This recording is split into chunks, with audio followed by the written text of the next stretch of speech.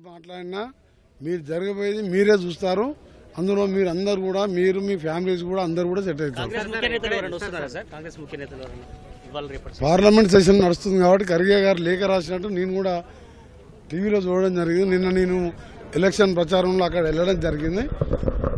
చాలా మంది పార్టిసిపెంట్స్ ఇప్పటికే దాదాపు 5,000 మందికి ఇన్విటేషన్ పంపితే అందులో 2,000 మంది పైగా ప్రముఖులు అందరూ కూడా వస్తున్నారు. రేపుడు రూరల్ అర్బన్ కనెక్టివిటీ మీద మా రోడ్స్ డిపార్ట్మెంటు, హెచ్ఎండిఏ, పంచాయతీరాజ్తో పాటు రేపు అది ఉన్న సెషను.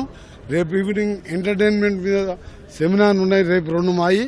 ఈరోజు గవర్నర్ గారి ప్రసంగం, ఆ తర్వాత గౌరవ ముఖ్యమంత్రి గారు ఈ ఆలోచనతో గత 2 సంవత్సరాలుగా పట్టుబట్టి ఈ హైదరాబాదుని ప్రపంచ పటంలో ఉండే విధంగా ఇండియాలో మనకి ఏ పట్టణం పోటీ కాదు, ప్రపంచంతో పోటీ పడదాం అనే ఉద్దేశంతో ముందుకు పోతున్న ముఖ్యమంత్రి గారి కోరిక ఫలించే విధంగా కార్యక్రమాలు చేస్తున్నాం.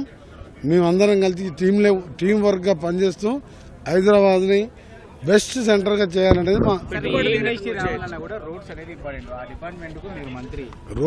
రోడ్స్ నీకు మొన్న కూడా చెప్పాము, మళ్ళీ ఎందుకు చెప్తలేను.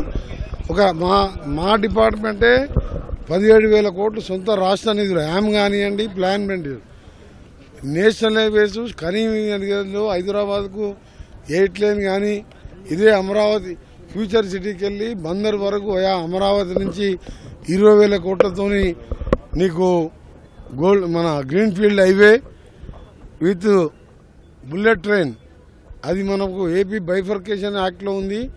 ఇంకొకటి మన్ననూరు నుంచి శ్రీశైలం వరకు దేశంలో ఎక్కడ లేని విధంగా 52 కిలోమీటర్ల ఎలివేటెడ్ కారిడార్ 7,600 కోట్లతో కూడా డిపిఆర్కి ఆర్డర్ చేయడం జరిగింది.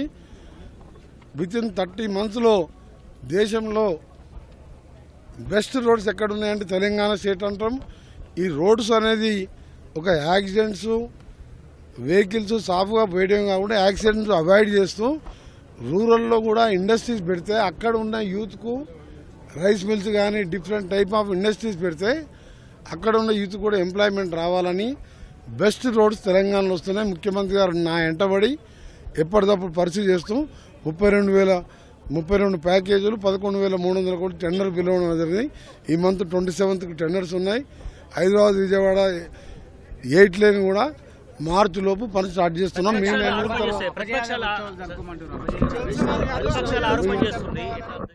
మా దగ్గర ప్రతిపక్షం అని ఉంటే బీఆర్ఎస్ పార్టీకి గుండు సున్నా వచ్చింది, ఒక పార్లమెంట్ రాలే.